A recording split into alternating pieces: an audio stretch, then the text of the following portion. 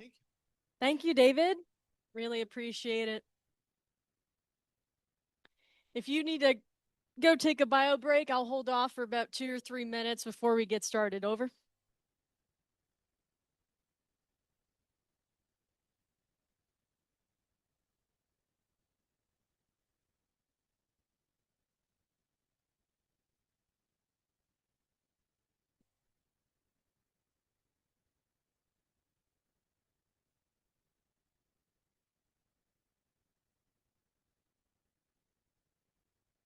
Excited to be here with the people, potentially excited about quantum computing and how it converges with OT. Quantum, I know. So I'm kind of not the best as a political figure.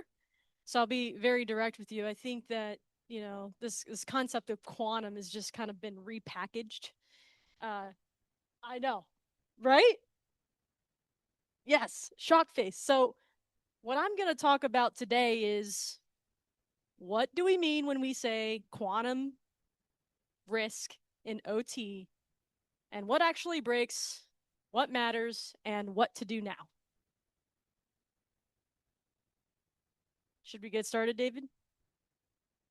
We can wait another minute.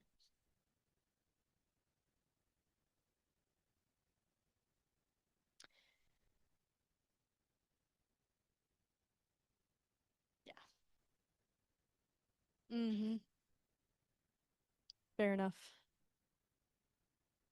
Had to come up with a couple analogies for these things. And, this is not just going to be an informational talk. Yes, I'm a CEO of a company called ArcQubit, which you'll see on the next slide. Let's just go there now.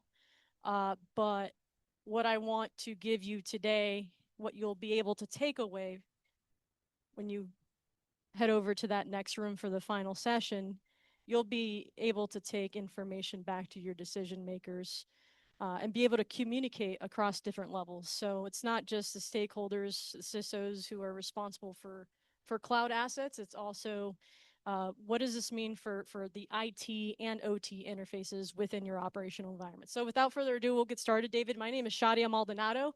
I am the co-founder and CEO of ArcQubit, and I have just a little bit of experience in a lot of different domains to talk to you intelligently about these topics today.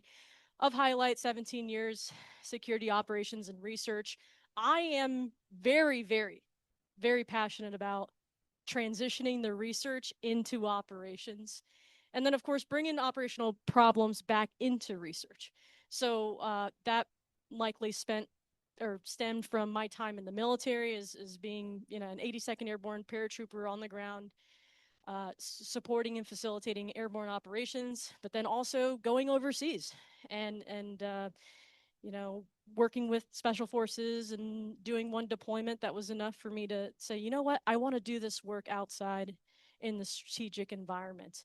And so that's what I did, and I uh, luckily landed in Pacific Northwest National Laboratory and Sandia National Laboratories as, yes, a researcher, but that person translating tech into non-tech.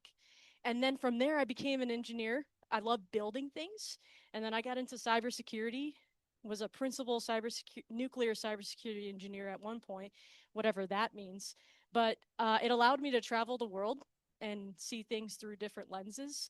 So I got to work with Idaho National Labs, who does a lot of nuclear capacity building.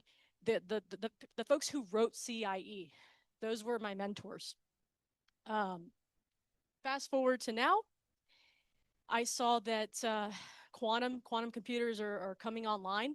I just happened to do my research in quantum computing, did quantum computing attack surface modeling. I would love to share the research, but I believe it's in the process of halfway being redacted.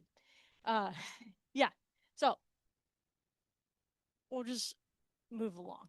Okay, so what's the main takeaway? Where are we today? The bottom line, no matter what sector you're working in, they already have the data. They've already harvested the data. And you've heard folks mention Chinese actors, Russian actors. That first line is just it. just a repetition of what everybody else is saying today. And it boils down to they already have the data.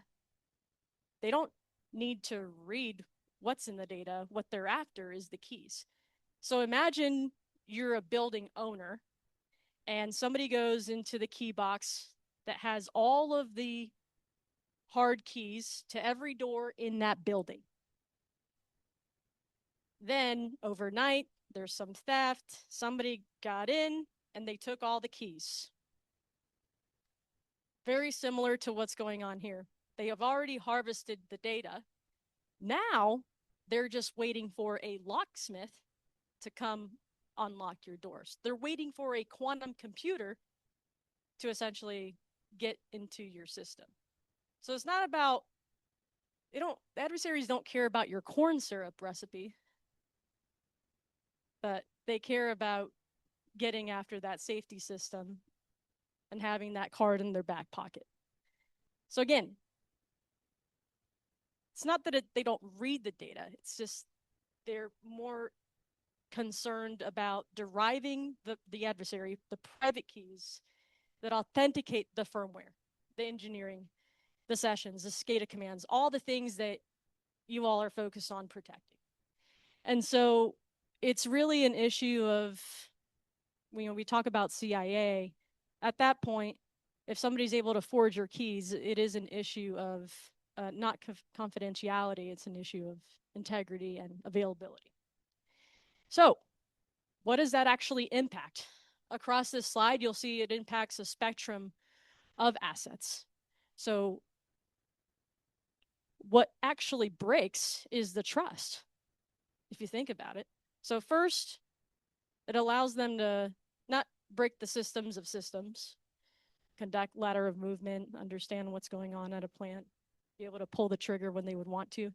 But it also, over a long period of time, impacts the trust. So we talk about zero trust architectures across these operational environments. Gentleman over here is laughing. I had to use the buzzword because here it comes up again. So again, what actually breaks? What does an adversary do with your keys? And what actually fails? Are there any members of the press in the room? Awesome. Yeah. And what I would say to the press if they were here, or any decision makers in the room, is that we've heard people talk about these bad things that can happen. And I won't go through every single one on this slide, but I believe 2 talks ago, somebody brought up the Oldsmar, the water treatment facility incident. That's one that I highlighted on the slide. And as you can see here in this 3rd row, we can talk about the technicalities and all of the things that happened across these incidents, but the bottom line is that there's impacts. And so we see these one-off events, but I think as emerging technology continues to evolve, as quantum computers, for example, become fault tolerant, they're saying within the next 5 years, Q-Day will come. Other estimates say it's 24 months away. These kinds of things are going to become more normal. It's not just going to be a once every 2-year thing. And that is an estimate, and I'm not representing my company when I'm giving my opinion here. So again, highlighting what actually breaks. We can talk about the math magic of what actually breaks, but to the left of the slide, you're hearing things like RSA, ECC, Diffie-Hellman, and then of course all the things that are not encrypted. And to the right, according to research, according to NIST, they're saying these are the things that are going to hold.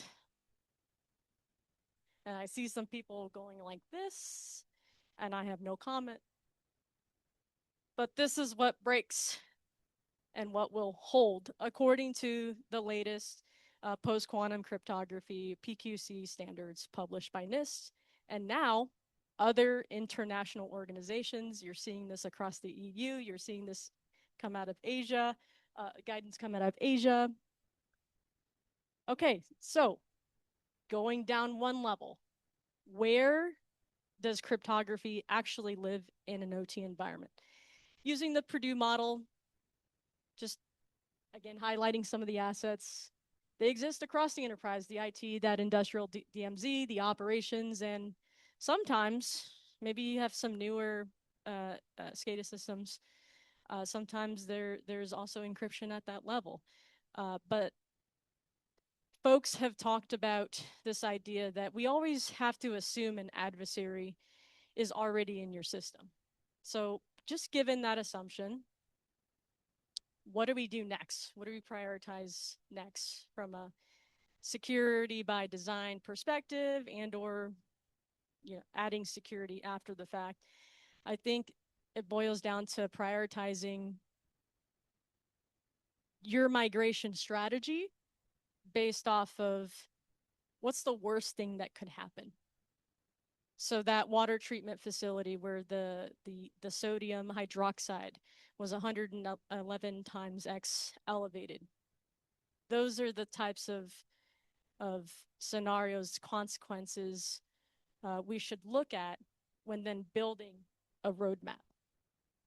And so as you can see, if you're to think about when you go back to your organizations, whether it's a utility or maybe you're working at CISA, what do we migrate right now versus what are we going to migrate next year, et cetera, et cetera.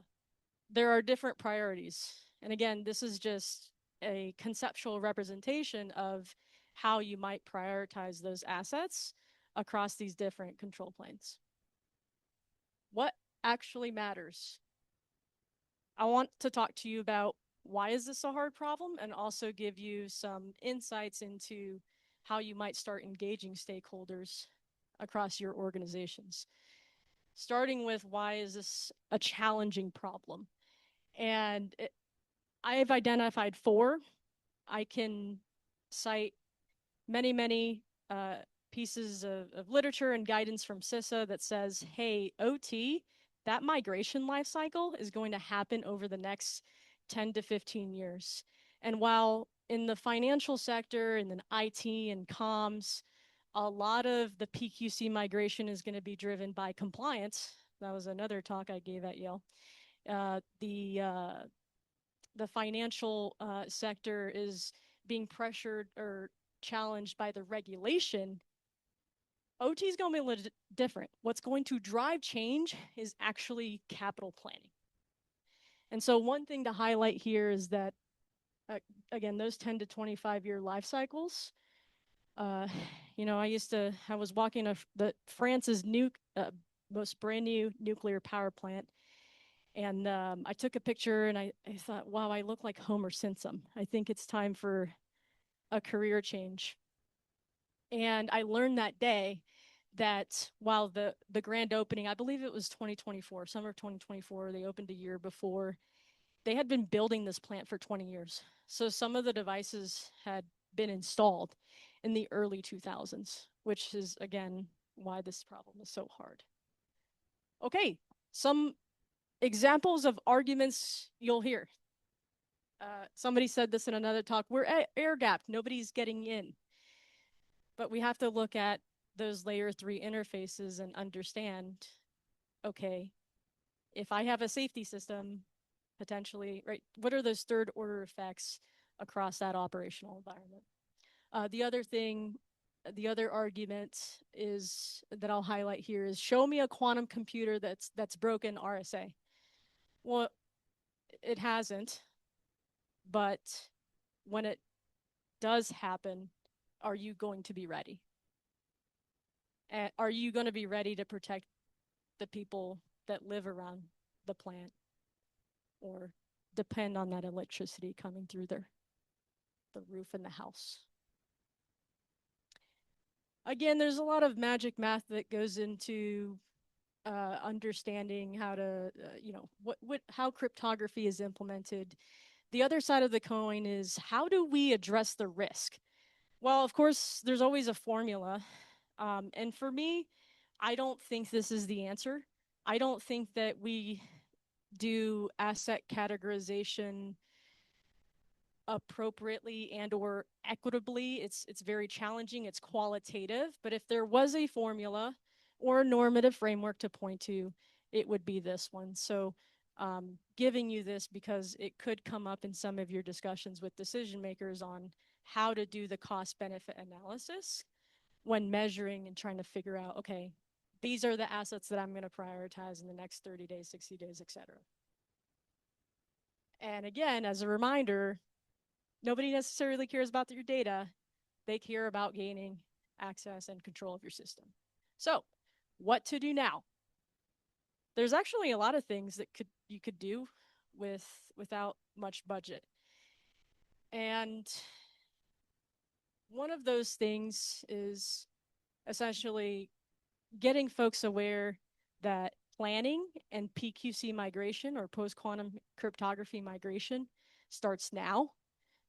Think of post-quantum cryptography migration, or PQC migration, as a series of activities of highlight number 1, discover, prioritize, migrate, validate. There are different frameworks that talk about PQC migration, but in general, you're going to start with an asset inventory.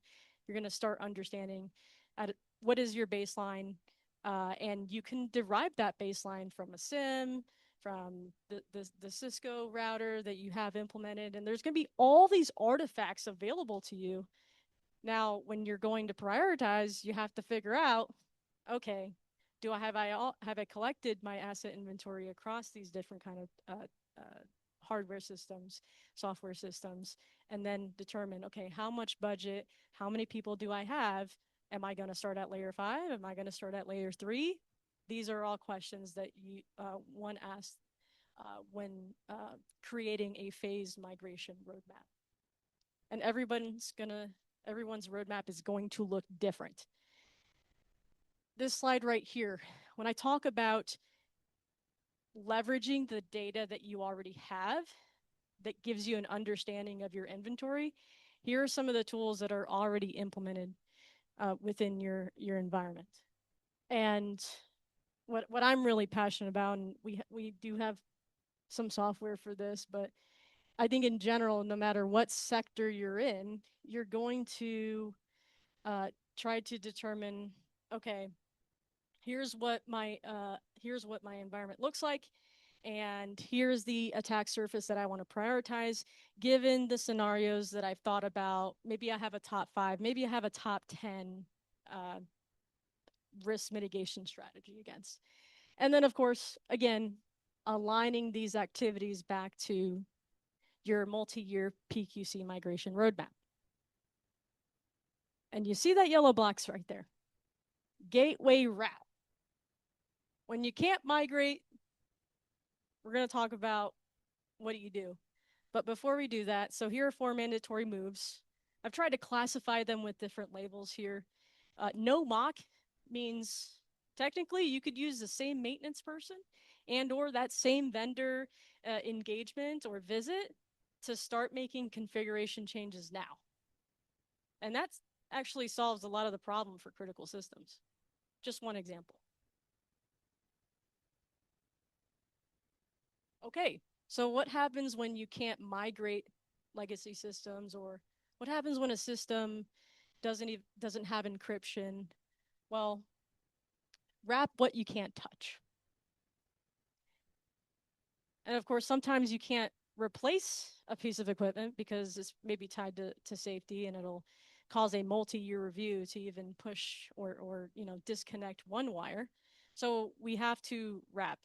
And what you'll see in the literature and what I talk to regulators and operators in Romania about and France is this idea that really this is kind of their best bet. After they've done that inventory, they've made the config changes that they can push with their existing IT tools and automations. Their next logical step is, okay, let's look at those layer 3 interfaces and mitigate attack surfaces there. Again, I come from nuclear space, at least part of my background. I spent a lot of time there, so very passionate about protecting safety systems. So I included a bonus slide because I think that, especially when we talk about PQC migration or upgrading anything, there's not attention to what can we actually do today that would actually address the problem in the context of a very complicated, a very contested environment, a very, this could be a political debate on how we wrap legacy systems. And I think of highlight, one of those is that safety engineering workstation, of course, is always a target. See, switching out keys there. The third one, I would say the dual sign firmware. I don't think that these capabilities exist. Again, these are concepts that are representative of hypothetical plant and whatnot. So not all of them are valid, but I will say that if you think about, okay, what does our firmware update pipeline look like today, and how does it touch potentially a safety interface? That's an actionable logical next step there. Perfect.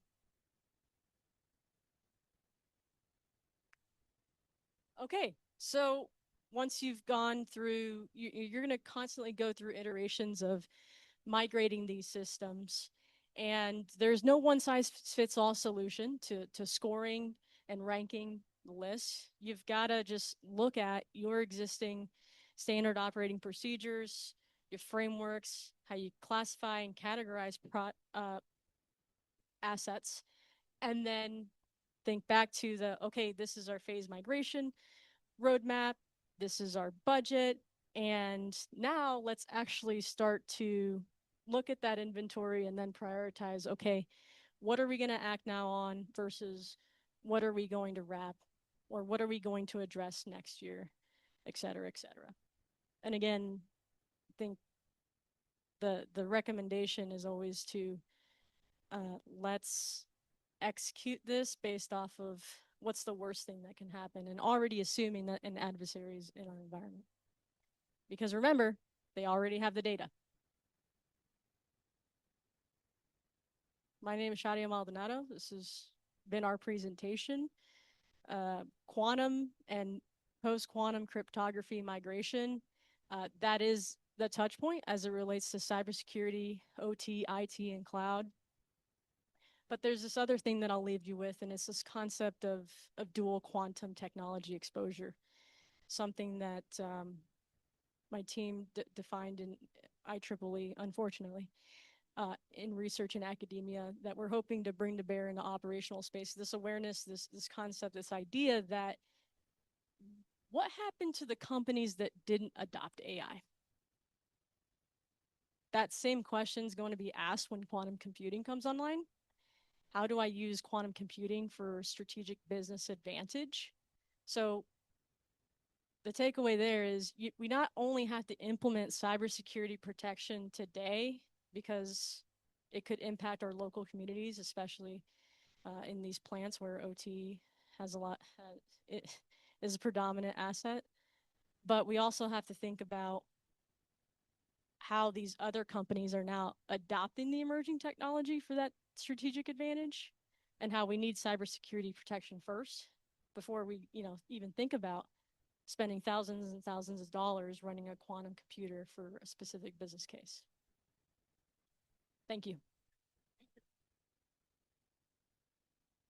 Okay, we've got time. Well, not so fast, ma'am. Not so fast. We've got a big prize for you too.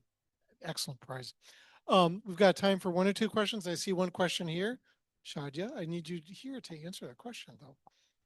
Yeah, I very much enjoyed your talk. It's very thought provoking. So here's a lot of things don't happen until there's blood in the water, or there's things happening, to it. So let's just take an analogy. Let's just say somebody develops some software that can develop that can find all the vulnerabilities in all the software that exists. Like, wonder if that could ever happen, right? So right now there's things happening with the mythos, or people are taking a certain stance. It's almost like it makes me think maybe you should game what would happen if, let's just say, next week there's an announcement, there's a quantum computer operational. What's going to happen at that time? Sort of like what's happening with people with mythos. Like, it looks like the first reaction might be to contain and isolate and embargo that software, or embargo that quantum computer, or something like that. That seems to be the analogy I'm drawing. So I'm curious to think, what happens if next week there's a quantum computer that's operational? Google says it's operational. I think that there's going to be an increase of these incidents that we talked about earlier. I think that's number one. Um, if we can't do easy things like figure out a way how to get, people together to update keys that the adversary has already been harvesting the last couple of years. I mean, now we just have to start thinking about how we're going to recover if that was the case in a week. There's no, there's no easy answer to that question. Think of a company develops a quantum computer. Yeah. Is it going to go to the highest bidder? Is Putin puts out the money, gets the quantum computer first, a U.S. company might sell it to him, or what's going to happen? That's a very good point. And did you know that China's ahead in quantum networking? The other thing too is, if an adversary had a quantum computer, do you think they would tell us?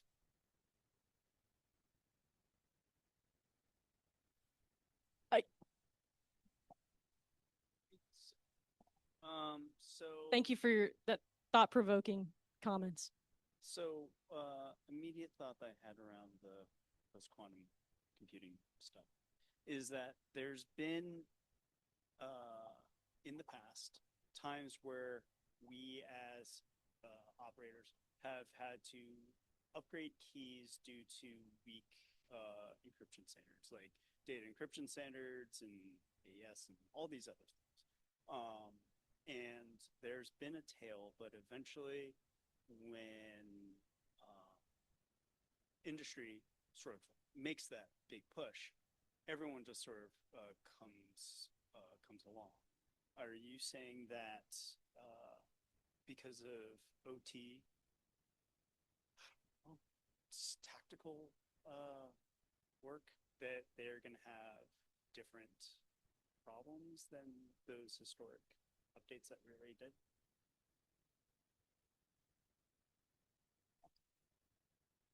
I think that the same problems we have today, the same problems we have 10 years ago, are the same problems we still have today. Oh, no, the There's problems are people.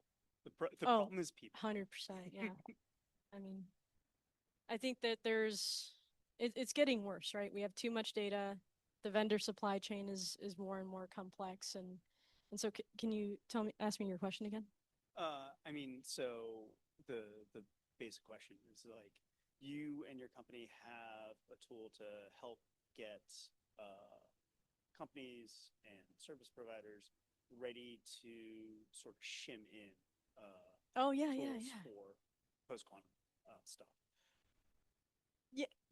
Yeah. So Where am I going? Because I that'd think be cool. I think that there are a lot of, here's the thing, again, politician hat off.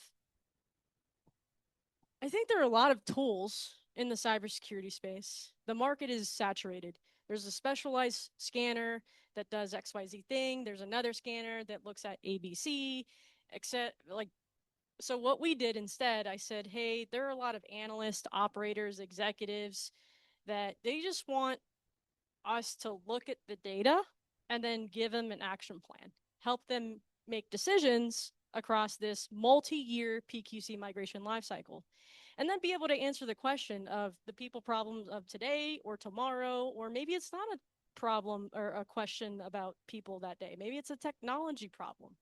That's how we see as the best thing that we could do to contribute to the mission and move the needle. It's not develop another specialized scanner or tool. It's let's look at the artifacts across the cloud, the IT, the OT environment, and then let's help people find what those common interfaces are, and let's start there. And then when we can't make some fixes, start developing a plan to start wrapping legacy equipment like safety systems that need to be protected. Yeah. So to add to that, with what Shadya's saying, 3 ways to really get into, as we know, an OT, right? There's the IT to OT, there's the remote, and then there's the supply chain. With the PQC conversations that are being had, I mean, realistically, we know that OT isn't from all these encryptions.